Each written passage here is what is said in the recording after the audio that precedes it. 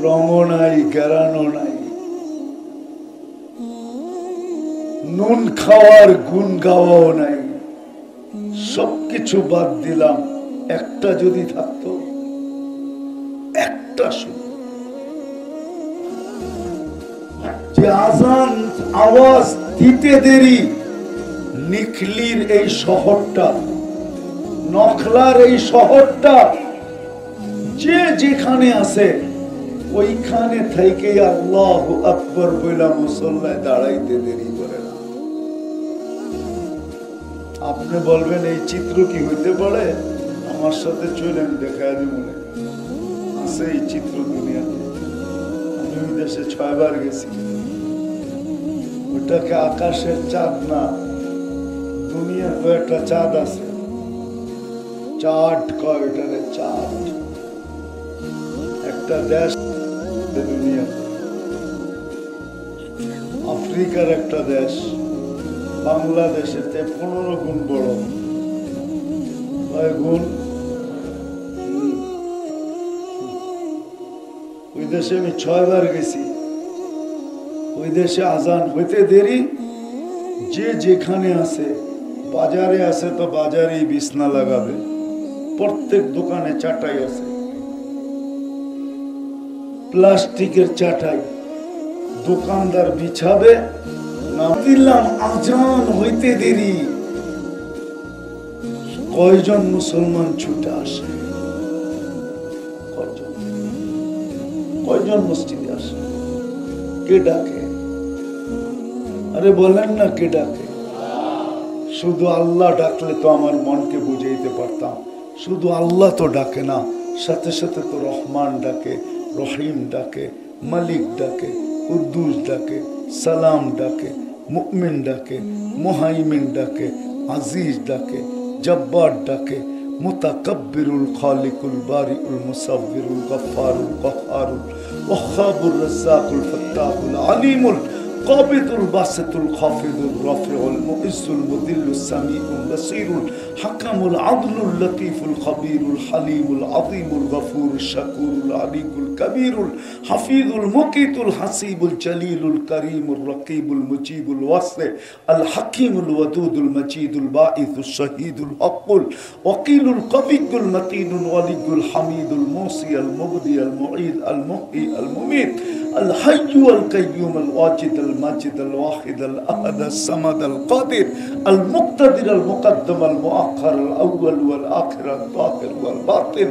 الولي المتوالي البر التواب المنتقم العفو الرؤوف مالك الملك ذا الجلال والإكرام المقسط والجامع والغني والمغني المانع الضار النافع النور الهادي البديع والباقي الوارث والرشيد الصبور جل جلاله 99 পদের মালিক আল্লাহ ডাকে। কয় পদের মালিক? 99টা পদের মালিক। হায় মুসলমান, বুঝলাম রং নাই, গ্রান নাই, কমসে কম এতটুক যদি থাকতো, এতটুক থাকলেই যথেষ্ট। এতটুক যদি থাকতো, আজকে তো এতটুকু নাই। 80% মুসলমান নামাজ পড়ে, আবার অভিযোগও করে আল্লাহ আমাদেরকে সাহায্য কেন করে না।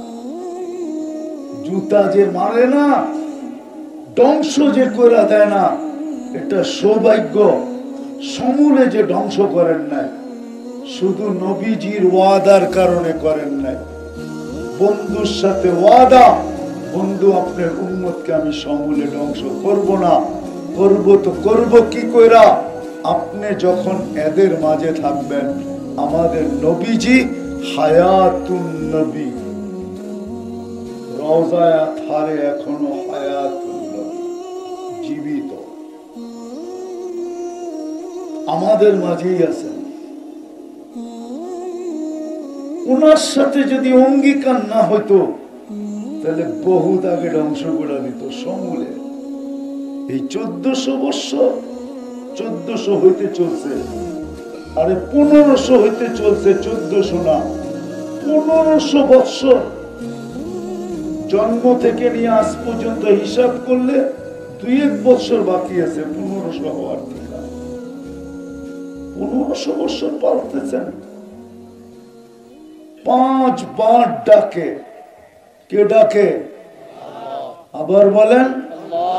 আরে আল্লাহ না, শুধু 99 পদের মালিক আল্লাহ। শুধু আল্লাহ বলেন দেখি তো ধোঁকা খান যে এক নামের ব্যক্তি ডাকে গেলেই কি না গেলেই কি, ঠিক না? কি চৌকিদার ডাকছে, চৌকিদারে ডাকছে কি?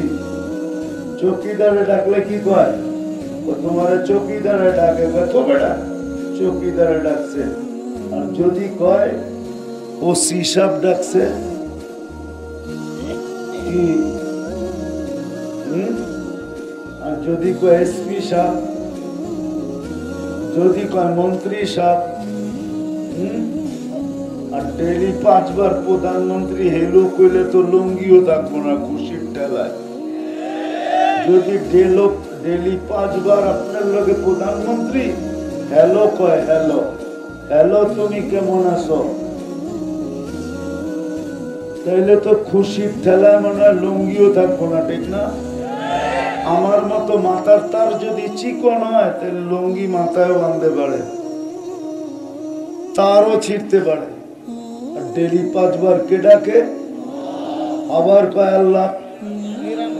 99 পদের মালিক কি?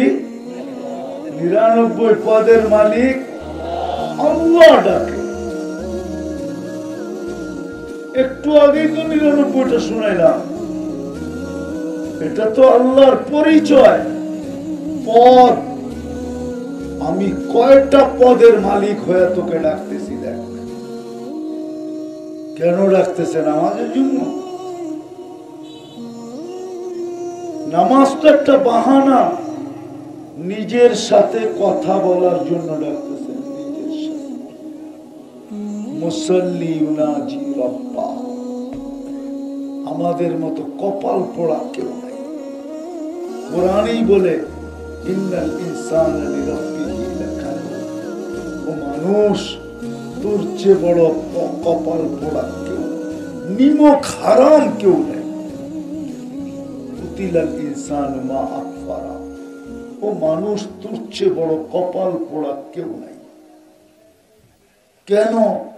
মা গররাকা বিরাব্বিকাল কারীম। এরকম রব পাইও তুই দূরে সরে গেলি। টাঙ্গাইলের ভাষা হইল ফাঁকে যাওয়া। কি? আপনাদের এনের ভাষা কি?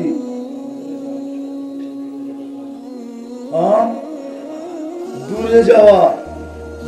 কে তোকে দূরে করলো? এরকম রব পায়া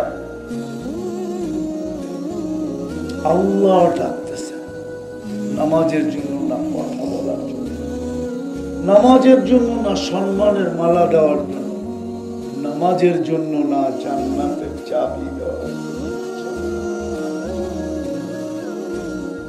আসেন আসেন, আজকে তওবা করি, অঙ্গীকার করি, তওবা করি। আগে জানি না আজকে সূর্য বলতে বলতেই ডুবছে। লান আউদ ফি হায়াতিকা আবাদা। হতে পারে তোমার জীবনে আর কোনদিন আমি নাও হতে পারি। আজকে বলতে বলতে ডুবছে। লান আউদ ফি হায়াতিকা আবাদা। হতে পারে তোমার জীবনে আমি আর কোনদিন উদিত নাও হতে পারি। ওই যে ঈসা আলাইহিস সালামের ওই কওমের মতো ফুর্তিতে ঘুমাইছে, সকালে উঠে দেখে দুযোগে। হইতেও তো পারে। শতবার তো ঝটকা বাংলাদেশে আসছে। বাংলাদেশের জন্মের থেকে নিয়ে আজ পর্যন্ত শতবার ভূমিকম্প আসছে, কিন্তু কোনো বিপর্যয় হয় নাই। হইতে পারে এখনো যদি তওবা করে অঙ্গীকার না করলাম, হতে পারে এমন ঝটকা আসবে যে রাতে তো শোবো ভর্তিতে, সকালে উঠা দেখবো আরেক দেশে। এই জন্য তওবা করতে রাজি? কে কে রাজি দেখি? তাইলে আল্লাহকে মনের থিকা বলেন, যুবক মনের থিকা বলো যে আল্লাহ অতীত থেকে তওবা করলাম, আপনি আমার তওবা কবুল করেন, গুনাহ মাফ করেন। নামাজ, আর আজকের থেকে অঙ্গীকার করি নামাজ আর কোনদিন ছাড়বো পাক্কা? হ্যাঁ, ওয়াদা? আল্লাহ কবুল করো। আর দুটা জিনিস বলবো, দুই জিনিসের সাথে ঘনিষ্ঠ থেকে ঘনিষ্ঠ সম্পর্ক করি। একটা হলো হক্কানি আলেম ওলামা আল্লাহওয়ালা। হক্কানি আলেম ওলামা আর আল্লাহওয়ালা, ঘনিষ্ঠ থেকে ঘনিষ্ঠ সম্পর্ক করি। আজকে বুঝবেন না, কালকে বুঝবেন। আজকে তো মোল্লাদের কাছে কিছু নাই, কিছু দেওয়ার মতো নাই। আর আজকে মোল্লারা দুনিয়ার চোখও না, কালকে বুঝবেন এই সম্পর্ক কি কাজে লাগে। দ্বিতীয় হলো মসজিদ মাদ্রাসার সাথে সম্পর্ক জোড়া। কিসের সাথে? মসজিদ মাদ্রাসার সাথে জড়বেন, সম্পর্ক গড়বেন। যদি আপনার কাছে হাত পাতে, তাইলে সাধ্য অনুযায়ী হাত বাড়ায় দিবেন। কারণ কি জানেন? বাংলাদেশটা বিপর্যয়ের থেকে বেঁচে আছে শুধু একটা পরিবেশের কারণে। বাংলাদেশের মতো পরিবেশ দুনিয়ার কোথাও আমি পাই নাই। ৯৯টা ঘুরা দেখছি, ৭ মহাদেশ দেখছি, আর বাকি কি এরকম পরিবেশ নাই।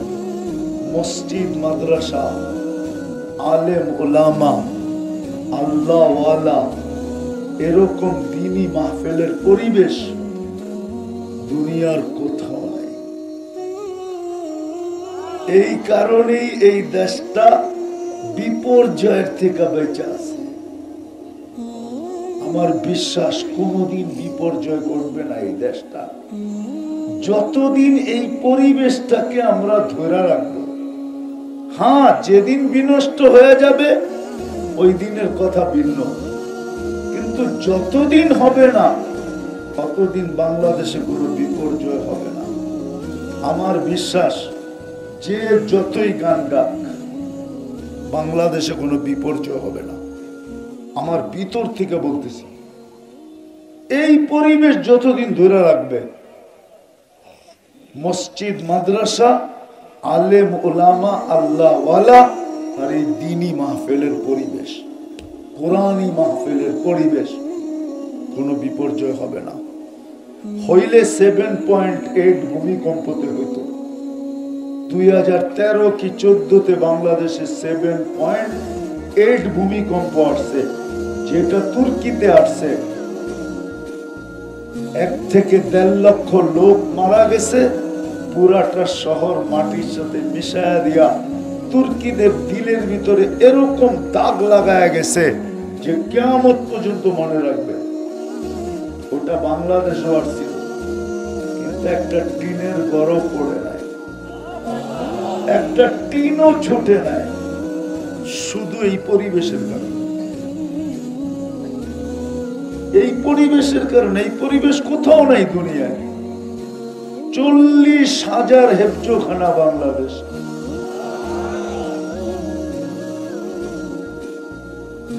মক্তব গয়না বলতে হবে কয় হাজার, হাজার হাজার বড় বড় মাদ্রাসা, 3 লক্ষর কাছাকাছি মসজিদ।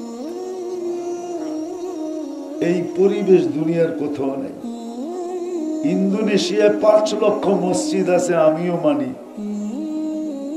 কিন্তু বাংলাদেশের মতো পরিবেশ নাই। বাকিগুলা নাই, শুধু মসজিদই আছে, এটা মানে কেন আমি পুরাটা ঘুরছি 4 বার ইন্দোনেশিয়া। আমি তো কমবার ইন্দোনেশিয়া যাই নাই, 33টা প্রদেশ ওদের, প্রত্যেকটা গেছি। 17,800 দ্বীপ, বাকিগুলা বললাম না। বাকিগুলা বললাম না, আর কি দেখছি। তো বিদায় ওই পরিবেশ নাই যে পরিবেশ আমাদের দেশে আছে। এই জন্য আমাদের উচিত সম্পর্ক রাখা। যদি মসজিদ মাদ্রাসার প্রয়োজন হয় আর আমাদের কাছে যদি হাত পাতে, তাহলে কৃপণতা করা উচিত না, সাধ্য অনুযায়ী হাত বাড়ায় দেওয়া উচিত। দিবেন সবাই? কে কে দেখি? আল্লাহ কবুল করুক। আমি চান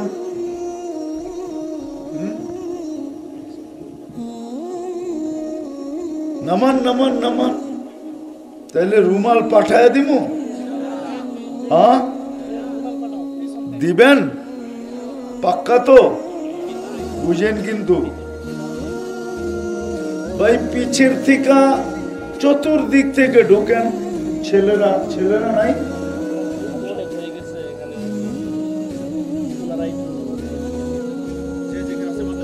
মাদ্রাসার ছাত্ররা পিছনে যারা আছো, যে কোনো মাদ্রাসার 2 জন দাঁড়ায় যাও। তোমরা একটু মেহরবানি করে দাঁড়ায়া রুমাল দিয়া উঠায়া এখানে দিয়া দাও। তোমরা উঠাও, মাদ্রাসার ছেলেরা কমসে কম। আর যারা বেশি পড়ে, এমনও লোক আছে 100 রাকাত পড়ে, ও ডেলি 100 বার আল্লাহকে বলে, তারপরে 126 দিন সারা দুনিয়ার মুসলমান নির্যাতিত। মুসলমানদের চাবিকাঠি বিজাতিদের হাতে। কেন? দুনিয়ার 70% মাল তো আমাদের কাছে। বিশ্বাস যদি না হয় নেটে সার্চ দিয়া দেখেন, যেটাকে লিকুইড সোনা বলে, তরল সোনা, তেল, 70% মুসলমানদের কাছে। ক্যাশ 70% মুসলমানদের কাছে। মুসলমানদের ভিতরে 3টা দেশ এমন আছে, 3টা দেশ মুসলমান দেশ ছাড়া সারা দুনিয়ার কাফের দেশ কিনতে পারে। আচ্ছা, মেয়র সাহেব তো আপনাদের মেয়র সাহেব, ঠিক না? ওনাকে একটা প্রশ্ন করি, উনি সত্য বলবে ইনশাআল্লাহ। সুইস ব্যাংকে কি মুসলমানদের টাকা বেশি না কাফেরদের টাকা বেশি? ওই যে কি কয় শোনেন, পুরো সুইস ব্যাংক মুসলমানের টাকা দিয়ে চলে। নির্যাতিত কেন?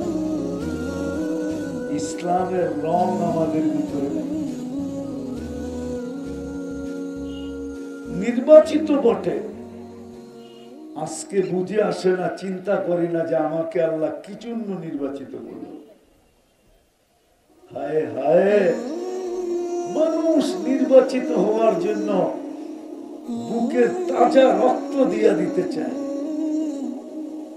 বাচ্চাদেরকে এতিম করাইতে দ্বিধা করে না, স্ত্রীকে বিধবা করাইতে দ্বিধা করে না, মা বাবার বুক খালি করাইতে দ্বিধা করে না।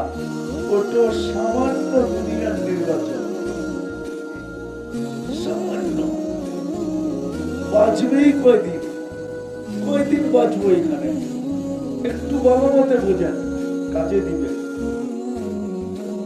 বাঁচবে কয়দিন? 60-70 বছর, এর বেশি তো এখানে কেউ বাঁচে নাই, কেউ বাঁচবেও না। আমাদের নবীজি তো সতর্ক করছেন, আমার উম্মতি বাইনা সিদ্দিন ওয়া সাবর। আমার উম্মত 60-70 বছর পাবে, বেশি পাবে না। ফাক্তানিম, সুবর্ণ সুযোগ মনে করো এটাকে। হায়াতুকা ক্বাবলা মাউতিকা, জীবনটাকে সুবর্ণ সুযোগ মনে করো মৌতের পরে। কেননা প্রত্যেকের হিসাব তো নিজেকেই দিতে হবে, ওইখানে তো কোনো পরিচয় পরিচিতি চলবে না। দুনিয়ার পরিচয় পরিচিতি যদি চলতো তাইলে কোরআন আমাকে এতগুলা কাহিনী দিয়ে বুঝিয়ে, কোরআন আমাদেরকে বুঝায়, তাইলে কোরআন এতগুলা কাহিনী দিয়ে বুঝাইত না। এই কথা বুঝাইত না যে নবীর স্ত্রী অথচ স্বামীর কোন অঙ্গ স্ত্রীর কাছে লুকায়িত থাকে না, স্ত্রীর কোন অঙ্গ স্বামীর কাছে লুকায়িত থাকে না। নূহ আলাইহিস সালামের স্ত্রী যার থেকে সন্তানও আছে, স্ত্রী পোশাক, আল্লাহ পোশাক বলতেছে, হুন্না লিবাসুল লাকুম, তোমাদের স্ত্রীরা তোমাদের পোশাক, নবীর পোশাক। নবীর পরিচয় চলে। নূহ আলাইহিস সালামের স্ত্রী জান্নাতে যাবে না, জাহান্নামে যাবে। নবীর পরিচয় দিয়ে বাঁচতে পারবে না। লূত আলাইহিস সালামের স্ত্রী লূত আলাইহিস সালামের পরিচয় দিয়ে বাঁচতে পারবে না। কিন্তু ফেরাউনের পরিচয় আদি আসিয়ার জন্য বাধা হয় নাই। ফেরাউনের পরিচয় আসিয়ার জন্য বাধা হয় নাই। আসিয়া তো মৃত্যুর আগেই জান্নাত দেখা নিছেন, খুশিতে 8খানা হয়ে গেছে, 8খানা। কিন্তু চেহারাটা হঠাৎ মলিন হয়ে গেছে। আল্লাহ বুঝাতেছে কেন মলিন হয়েছে। আসিয়া ভাবতে ছিল জান্নাত তো আছে, রানী তো আমি, রাজা তো নাই, এই জান্নাতের মজাও নেই, আমি একা কি করব রাজা ছাড়া। আল্লাহ বলে জান্নাত যখন দিছি রাজাও দিব। বলছে রাজা কে? বলছে মুহাম্মাদুর রাসূলুল্লাহ সাল্লাল্লাহু আলাইহি ওয়াসাল্লাম তোমার জান্নাতের রাজা। উলামা আমার সাথে একমত হবে, আসিয়া জান্নাত পায় যতটুকু খুশি না হয়েছে, রাজা পায়া এর চেয়ে লক্ষ কোটি গুণ বেশি খুশি।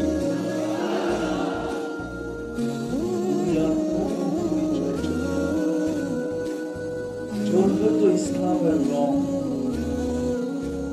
কতটুক রং আছে এটা দেখবে। যদি এটা সত্য না হইতো, নখলার মানুষ শত শত কবর আমাকে কোনোদিন কাঁদাইতো না। আমি শত শত কবর দেখছি। ১.৫ লক্ষ সাহাবীদের ভিতর থেকে হয়তো ২-৪ হাজার বাকি আছে, বাকি সব আমার দেখা শেষ। যেখানে নবীদের কবর চিহ্নিত আছে সবগুলো আমার দেখা শেষ। এই জন্য আমার ভিতরে একটু ব্যথা বেশি। আপনাদেরকে আমি পায়ে ধরে বুঝিয়ে দিচ্ছি, কিয়ামতের দিন যেন জাতি হিসাবে আপনারা আমার গলায় ফান্দা না দিতে পারেন যে তুমি আফ্রিকার জঙ্গল ছাড়ো নাই, সাহারা মরুভূমি ছাড়ো নাই, কোন মহাদেশ ছাড়ো নাই, দুনিয়ার কোন উন্নতি দেশ ছাড়ো নাই, তুমি আমাদেরকে বুঝাইলে না কেন? এই জন্যই আজকে ছুটে চলে আসছে। 2টার সময় আমার সাথে কথা বলছে মেয়র সাহেব, জিজ্ঞেস করে দিনে না রাত্রে। আমি তখন টাঙ্গাইল থেকে যেতেছিলাম, 2টার সময় ফাইনাল করছি। শুধু ওনার ইজ্জতের দিকে দেখা, উনি একটা শব্দ বলছে আমার ইজ্জতের প্রশ্ন। আর হাদিসে আছে মানুষের ইজ্জত আল্লাহর কাছে বড় দাম। হ্যাঁ, বুখারীতে আছে ইজ্জত বড় দামি। উনি যদি শব্দটা না বলতো আমি আসতাম না, আমার অনেক কাজ আছে, অনেক কাজ রেখা চলে আসছে। শুধু একটা শব্দ বলছে হুজুর আমার ইজ্জতের ব্যাপার। বিদায় আপনাদেরকে আমি বুঝাইতে চাইতেছি, আজকে আমরা মুসলমান বটে কিন্তু চলে যেতে হবে। আল্লাহ কিন্তু দুনিয়ার